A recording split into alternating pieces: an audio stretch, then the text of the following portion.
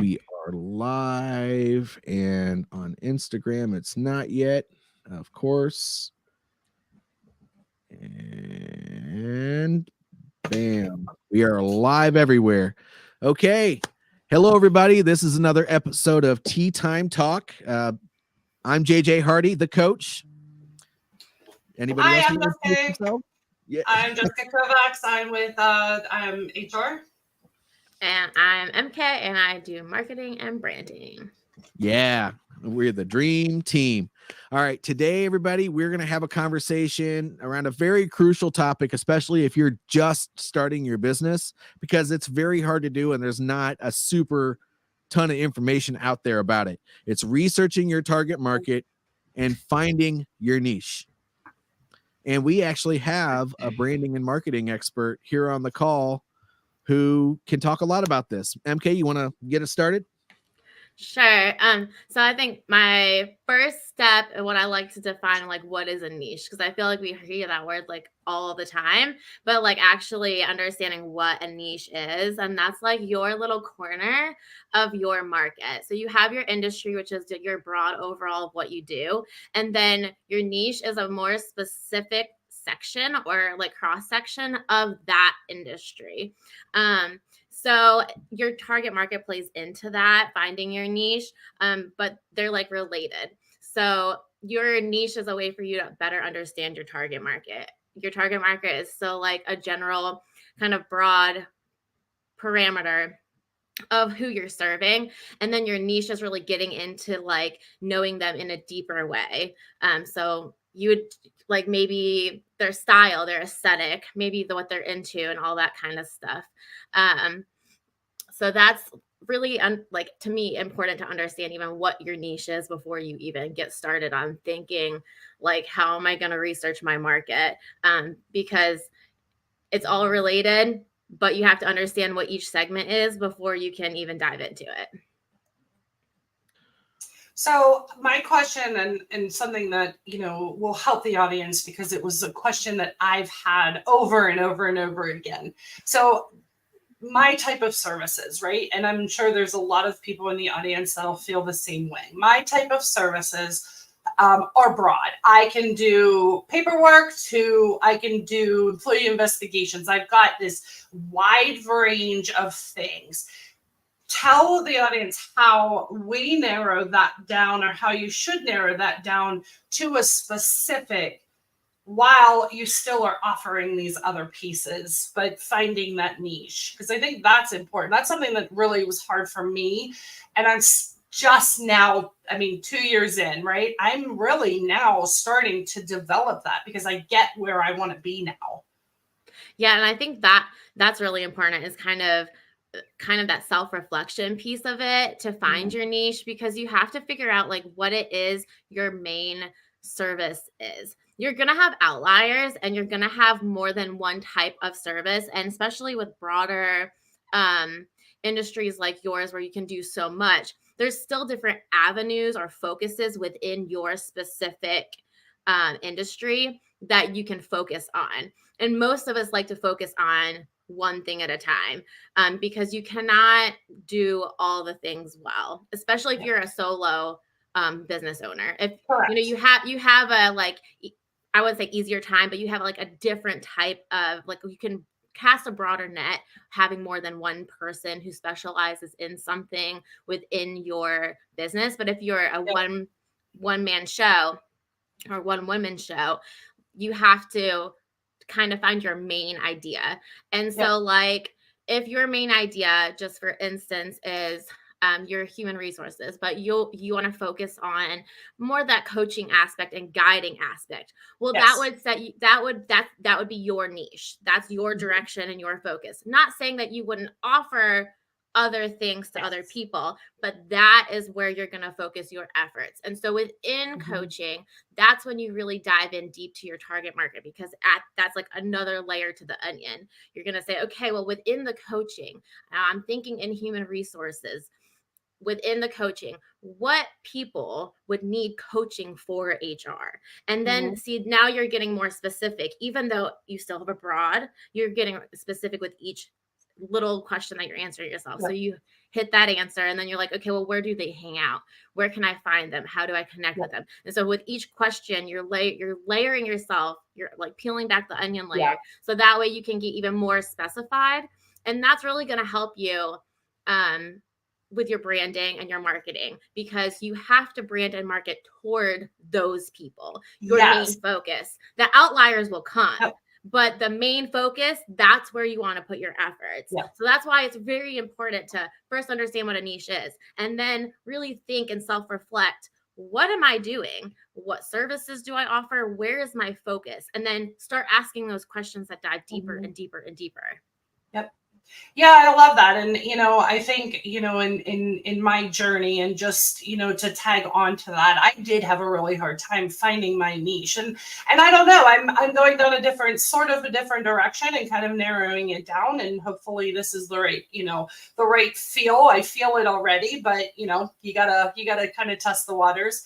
But I really do think that holding on to a specific, this is what my main focus is, because like you said, when it comes to the everything pieces that are just, I do everything, it's harder to think through content. It's harder to think through that marketing piece. But when you have that niche and you're then like, oh, I know what it is. I have so many ideas now flowing through my head of how I'm going to guide people into my business. And that's so much more fun. It is. And it really does help with everything, like you said, like the marketing and the branding piece. Like, we don't think about branding in that aspect. Your message, your aesthetic, your tone, everything that is considered branding and that lays the foundation for your marketing really you have to know your niche audience and what your niche is and your target market prior to doing that. Because if your audience is like a fitness, but your like colors and all those types of things like are I don't know, like bright pink or something, maybe that would work, but maybe it wouldn't, like you really have to like dive deep into it. And I also think it's really like another great way to like kind of talk about researching within your niche is really looking at the general broad market around you, see what your competitors are doing, and really look at their brand and their business, like what it is they're doing, who they're marketing to. And then that helps you also within your niche say, okay, well, my business is different because of this. That's something you should highlight. But everyone in my industry has these colors. Maybe you don't want to have those colors then, because everyone does. And so like all of them have this specific type of tone or message, and maybe mine's slightly different. All of those things are great to know, because you're getting more insight into your personal business, but also the market as a broad whole, because you have to think of all of this in a consumer mindset, not in the business owner mindset. And I think that's what trips a lot of us up, is that we're thinking at this, well, what do I like? What would I want? That's not who we're talking about. We're talking about your potential client or the consumer. So we want, what are they interested in? And honestly, I think in general, it's just good to know, like, watch people's behaviors in general, not just within your niche, because even though your niche, with the people within your niche are going to act a certain way, people are just people. So even reading how people are acting in society, watching how they're doing online, those types of things, all of that can help you with getting all the information you need to find your path. Right. So how do you find that? So I think one of the things is to really like think about the gaps in your industry. And so like I like to think like ask yourself, like, what do you see? Well, within like, so when you're researching and looking at your competitors and what they're doing, you had this business idea because in your mind you did see a gap or you felt something. So really identifying that and like writing it down. I think that my business gives this missing piece in my industry, because that is like a really good way to figure out what your direction is. And then like, again, understanding like what your consumers needs Yep. are. So not just like where the gap is, but what is it that what is their problem and how are you going to solve it? Correct. And Yep. that's also going to help. I mean, that's research on your end, but it's also diving deeper into that market and niche. So they're all seriously just so intertwined that it's hard to talk about just one and not the others, because Yeah. it's all like one big layered cake. Yep. You need Yeah. every piece of it. Yeah. And I think it's hard too, because, again, it kind of comes back to us, and creating this group and being able to talk through some of these things from, all different layers. There's so much to know. Like we talked last week, Yeah. there's so much to know, and you get so much overload of information, and everybody thinks you need everything in your business right now. And that's tough, right? I mean, that's so tough. Yeah. It is. So, And I think there's wisdom too in knowing that even within this whole conversation, if this is not your wheelhouse and you need help, it is a wise business decision to know your limitations and to say, Absolutely. okay, well, I obviously tried to find my niche. I tried to find my target market. I have tried my best to do market research, but something isn't clicking. That is why there are professionals. And that is a wise business decision, because when you invest in you and your business, then you invest in your customers and they invest in you. It will come back because it shows. Well, and we all started that way. The way we even came together was because we were part of a community. And when it was all said and done, I think there were times that we had this discussion at all in different stages of our business, and really how we figured out how to get to each one of our market segments, even as they adjusted, was through regular conversations and just coming up with ideas together. And the community part of it is just the most important aspect to business, and just having the support system, because I've created friends throughout this process, and by the way, 2 of them are on this call right now, and as a result of that, now even when I'm having a struggle, even outside of JMJ Business Strategies, say with Victory Leadership Coaching, my main business, if I'm having trouble, I have people that I can pick up the phone and say, hey, this strategy that I'm using is not working. What do you think? And by the way, they'll provide some support and then let me know what they think. And that is so valuable. You should be a part of this community, because we've done this together for each other. And I think too, I just hired, MK in, the marketing side, because I can't focus sales and content and branding and marketing and.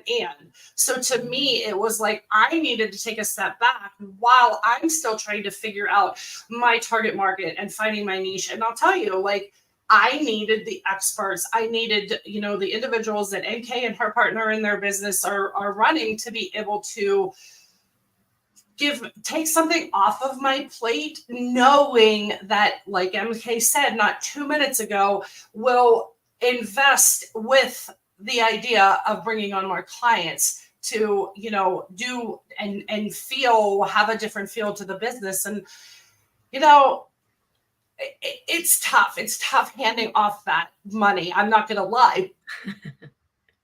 But in any way, because I want to hoard it. So whenever I do have clients, I can, do certain things, but I can't do that unless I invest in my business and finding that right niche, right market, finding the right people to help your business grow is, I'm telling you, that is a huge piece of owning a business. Well, I can't express that enough. And it's even more than that, right? So if you want to have a business where you're not constantly working in the business and you're working on the business, hiring is going to happen eventually anyway. Yep. And so there's going to come a certain time where you're going to have to get over that, not wanting to bring somebody else's opinions and thoughts and ideas into what's going on with your business, because you're going to be stuck just making yourself a job if you're not super careful with your mindset on that.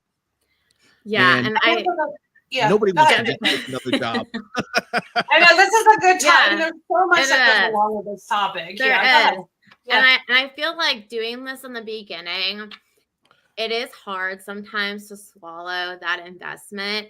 But I have found in my line of work that it is much easier for you to do this at the beginning than it is when you're already established.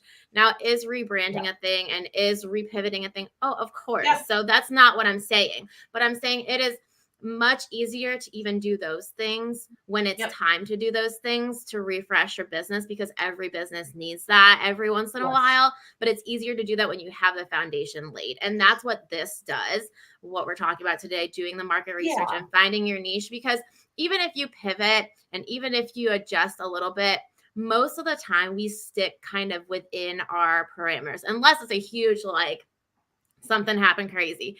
But most of the time, you know, your specialty is your specialty. So you might adjust maybe who you're marketing or who you're targeting, but you're going to stay kind of within that niche. So doing this foundational work now is really helpful, because then you can be successful and you can go out with an feeling authentic in your business and who you are. Because I feel like, you know, we invest a lot of ourselves and reflect a lot of ourselves in our individual businesses. So that's why it's so important really to do the foundational self work within your business now, because this affects how you are going to market. This affects how you're going to brand. This affects all aspects of where you're going.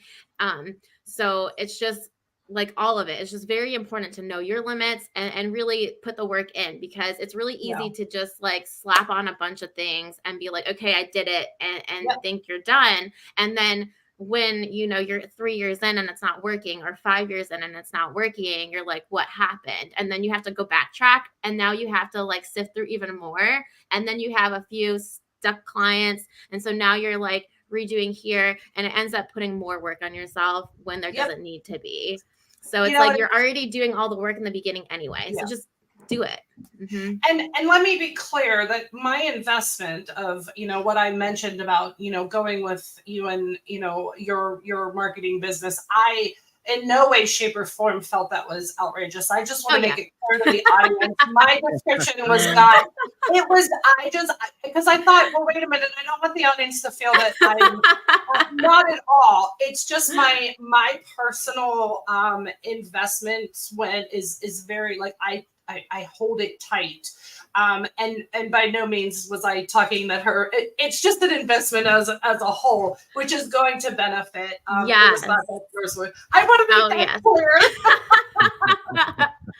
You know, just I think that sometimes that fear is real, though. I feel like, honestly, that's one of the biggest reasons that I hear why people don't hire me after meeting or talking, or even just talking to other people why they didn't do that work in the beginning. It's because of that fear also. So I think that, I mean, I'm glad that you brought it up, because I think it validates our feelings that, you know, owning a business is super scary, and investing is super scary, and trusting your baby with someone else. Like you're asking someone to come in and like help navigate your, you know, your baby, the thing that you made up, this beautiful thing. And so it's a precious thing. So it's you have to be choosy with who you hire, but it's also really important, again, to set that foundation, just like we would with kids or any other thing.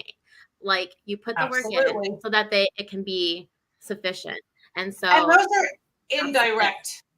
Sorry, those are indirect income streams, right? So I'm not going to make something off of you doing my rebranding and networking and research, but it's the indirect that's going to bring in those clients. Exactly. And again, those are the things you have to think of from a business perspective. It may not be a direct income, but it's going to affect the indirect income eventually, and giving that feel and, you know, that welcoming vibe that I want in my brand, you know, is really the things you have to think of when you're finding the target market, because they're going to want to see, you know, if You may not want to use hot pink, as you said, because it may deter some people. I'm just,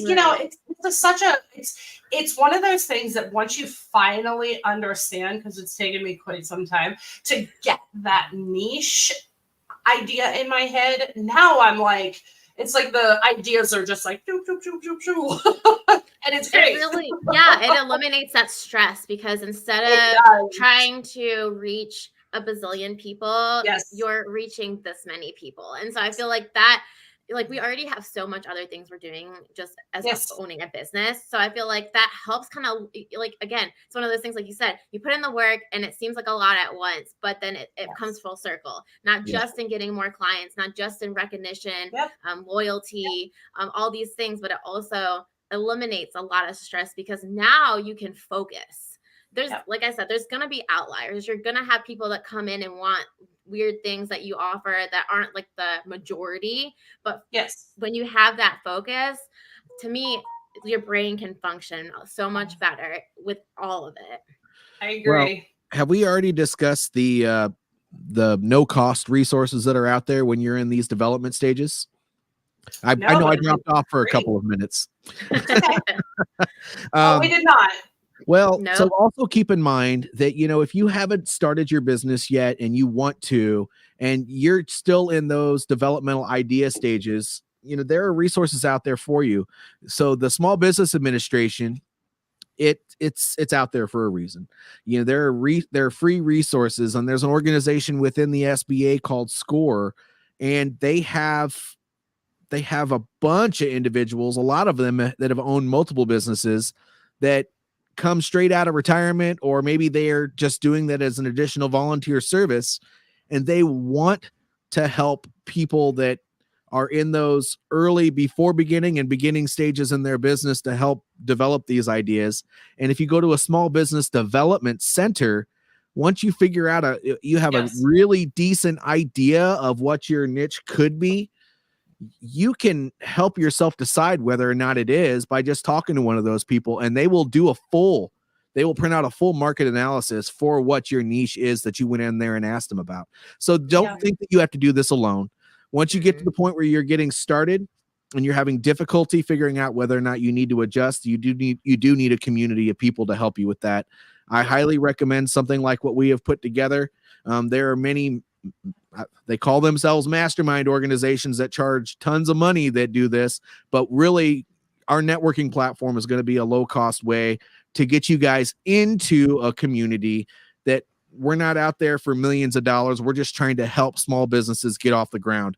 So keep that in mind as well, and don't shy away from a community, because you're missing out on an opportunity. Yeah, I agree. I think, again, we say it almost every call. We built this business and we're continuing to talk through how we're developing this for you, because we've been there. We continue to be there, and we want to learn and grow together as a community, and my favorite, as a village. It's so important, and we talk about it all the time, how important these types of situations are, and it's okay to be a part of several. Know that we're here, know that we'll coach you, know that we'll guide you, we'll give you the information that we can. If you want more information, more one-on-one support, talk to us, like whatever you need. We're here. And if we can't do it, or we don't feel it's our wheelhouse, we'll find you someone. Yeah, that's right. And I think we have excellent, I'll tell you, my network is, my network is just growing, and I love that. That's what, to me, I want. So if you're looking for somebody who's, might be a unicorn in a sea of, all these business owners, I may find someone for you, and I'm sure we all can. Yeah. I don't know why, but when you said that, it made me think of the song "We Built This City on Rock and Roll." Oh my gosh, that's so funny. No, but does anybody have any closing comments? I know we're kind of to the end of the call, but this is kind of where we usually tell people to like us and join us. But does anybody have any closing comments about the topic itself? Just don't be afraid to peel back the layers, and also, ask for help. It's not a bad thing to ask for help. It's not. And by the way, fear is natural when you care about what you're doing, but you got to push past that if you want to grow. Yep. If you enjoy Agreed. our topic that we discussed today, please like it, subscribe it, share this video with your audience, or repost it if you're on LinkedIn seeing this. But the most important thing is to keep the conversation going. And if you have any questions or comments, please place it below so that we can, keep the conversation going. I really appreciate everybody tuning into this this call that's seeing it, and we hope to meet you in the near future. Yep. Thanks so much.